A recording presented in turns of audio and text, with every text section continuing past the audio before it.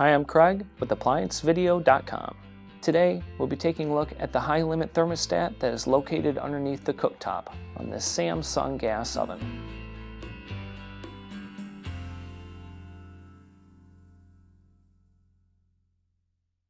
Stop. Before beginning any repair, always be sure to disconnect the power to the appliance.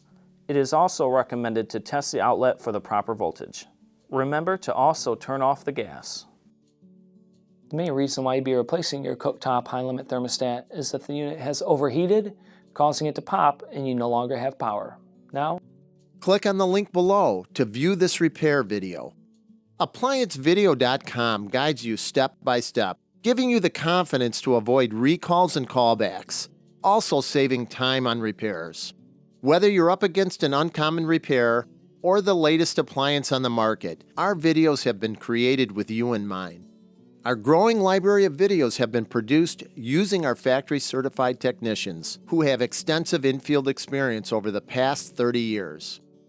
ApplianceVideo.com provides high-quality repair videos that anyone can follow, regardless of their skill level. We are here to help. Click on the link below to view this repair video and let us help you do it right the first time.